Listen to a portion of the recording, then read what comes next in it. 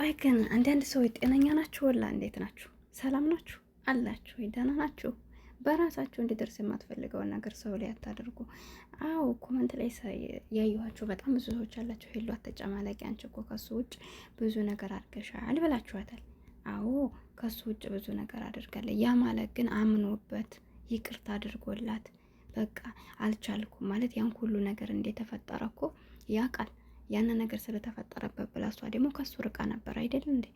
ርቃለች። አሁን ላይ ወደ እሷ ህይወት ሲመጣ እንዲሁም ደንግጣ ነበር የተፈጠረውን አይታችኋል።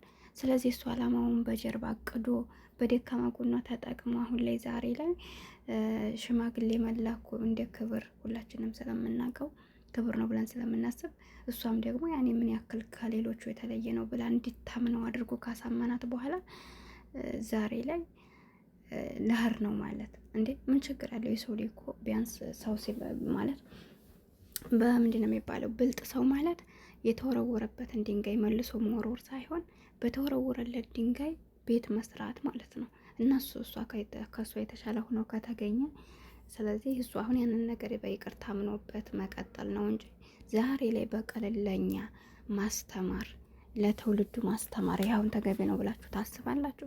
ይቅርታ ትላላችሁ። በእርግጥ ይቅርታ እንደነገርኳችሁ የእናንተ ሆኖ እና ከእናንተ ውጭ ሆኖ ያደረገው ነገር ልክ አንድ አይደለም። ማንኛችንም እኮ ከአንድ ሰው ጋር ከተለያየንም ብዙ ህይወት ልንጀምር እንችላለን። ገብቷችኋል አይደል? በልህም ይሁን እሱን ለማናደድ የሚሆን ፈልገ ነው የሚሆን በምንም አይነት ሁኔታ ሊሆን ይችላል። ግን ደግሞ እሱ ጋር ከተለያያችሁ ተለያያችሁ ነው። ምንም አማራጭ የላችሁም። ስለዚህ እሷ ያደረገችው እሱ ጋር ተጣለ፣ ያኔ ተለያይተዋል። ከዛ ወዲህ የፈለገችው ማድረግ ትችላለች። ያንን ደግሞ ልክ ናት ወይም እየደገፍኳት አይደለም፣ ግን ቢሆንም እሱ ያንን የእሷን ጥፋት አምኖበት ችግር የለውም አንቺ ትበልጭኛለሽ ብሎ አይደል እንደ አሁን የመጣው። አሰላሙ አለይኩም ወራህመቱላሂ ወበረካቱ። ውድና የተከበራችሁ የቻናል የቤተሰቦች እንዴት ናችሁ? ደህና ናችሁ ወይ? እኔ አልሐምዱሊላህ። ለቻናል አዲስ ከሆናችሁ ላይክ፣ ሼር፣ ሰብ ያደርጋችሁ አበረታቱኝ። ከጎን የሆናችሁ ለምታበረታቱኝ ከልብ ነው የማመሰግነው። እና ኮመንት አላየሁም ነበርና ዞር እያልኩ ሳይ በጣም የምትሳደቡ ልጆች አላችሁ። በመጀመሪያ የሰው ላይ አትሳደቡ። እኔም ብሆን እናንተም ብትሆኑ ስድብ ወንጀል ነው። እኔም አልሳደብም፣ ግን ደግሞ ልክ ያልሆነውን ልክ ነው እያልን ማሳለፍ ወይ ደግሞ በእኛ ህይወት ቢሆን አሁን እኛ ይቅርታ የማናረገውን ነገር ይቅርታ አድርጊለት። በዛ ላይ ደግሞ ተይው ትንሽ ይሄ ልጅ ትናንትና እንደዛ በጩቤ መላሱ ጠቅለሱ ያንን ሁሉ ሀላት በኋላ አይደል እንዴ? ደግሞ እኮ ሰባብሮ ሲሄድ የተናገረው ንግግር በጣም ነው የሚያመው። እና ለዚህ በአንድ ቀን ይቅርታ ትበለው ነው የምትሉት?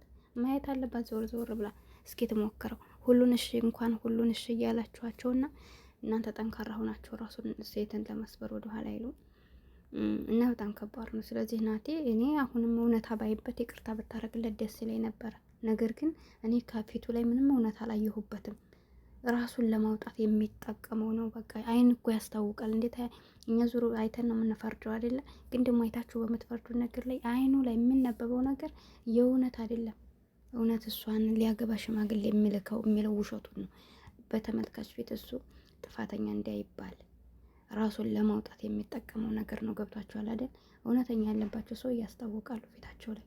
እና እውነት ቢኖረው ኑሮ እንደነገርኳቸው ያችን ሊመርጦ ወደዛ ወደ ህይወቱ እንዳልኳችሁ ከዛ በፊት እያወራት ቢሆን ማውራቱ አይደለም ጥፋቱ። እዚህ ሀገር ሲመጣ ደግሞ ከዛ ሄሉ ትበልጠኛለች ብሎ ወደ ሄሉ ህይወት ከገባ በኋላ ለምንም መጣ አይደለም። በሄሉ ስልክ ነው አፈላልገ በሄሉ ስለሆነ የመጣችው እሱ ጥፋት የለበትም እዚህ ጋር። ስለዚህ እሷን ስለመረጠ ሄሉን ደግሞ ከሄሉ ጋር መሆኑም አይደለም ጥፋቱ። ግን ደግሞ ድጋሜ ከእሷ ቤት ምን ያልከሰክሰዋል። በመቀጠል ደግሞ ለምን ሽማግሌ ያልኩት ውሸት ነው አላት። ሆዲ አባውን ብቅል ያወጣዋል አለ ያገሬ ሰው። ስለዚህ ይሄን ነገር ለምን ሽማግሌ የምልከው ውሸት ነው አላት። በመቀጠል ማለትስ ለምን አስፈለገ? እንዲሁ ተናዶ ቢሆን እንኳ ይህን አማርኛ መጠቀም የለበትም። ገባችሁ አይደለም? ምንድነው የሚባለው? መታረቃለና ክፉ አትናገር መጣላት አለና ምንድነው ብቻ የሆነ ነገር አለ አይደል? ስለዚህ ይሄን ነገር ጥንቃቄ ልታደርጉ ይገባል። እናንተም ብትሆኑ ማንኛውም ሰው ጋር ሆናችሁ ስትለያዩ ስትጣሉ ተጣላን ብላችሁ እናንተ መጥፎ ቃል መናገር የለባችሁም። መልካም ካደረጋችሁ ብከዱም ብትኖሩም እናንተ ሁሌም መልካም ናችሁ። በነዛ ሰው በራሳችሁ ህሊና መጥፎ የምናረግ ከሆነ ግን ለሰውም ለራሳችንና ከባድ ነው እና ይሄን ለማለት ፈልጌ ነው። ስለዚህ እናንተ አሁን ይህን ቢያደርጉባችሁ ይቅርታ ብላችሁ ማለፍ የማችሉ አይነት ሰው ናቸው የምትሳደቡት። ምክር ስጡ የቻላችሁትን። ይቅርታ አታደርግለት አይደለም። ይቅርታ ማድረግና አብሮ መቀጠል የተለያየ ነው።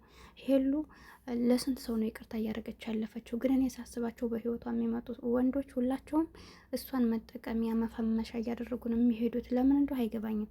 ስለዚህ ሄሉ አሁን ላይ ራሷን ማዳመጥ አለባት ብዬ ነው የማስበው። ትረጋጋ፣ ወደ ፈጣሪዋ እስኪ ጸሎት ታድርግ።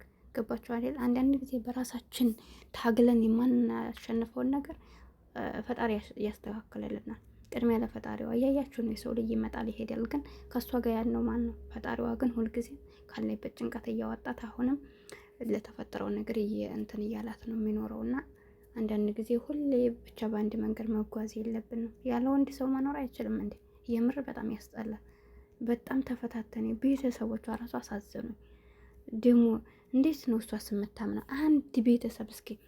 አንድ ቤተሰብ ራሱ አገባችኋለሁ ብሏችሁ ቤተሰብ ከቤተሰብ ፊት አስጠይቃችሁ ያነሰው አልፈልግም ቢላችሁ እንዴት ትሰበራላችሁ? ይችል ደግሞ ሚዲያና ቤተሰቦቿ አንድ ነው፣ ሁሌም ያዩታል፣ ያውቃሉ።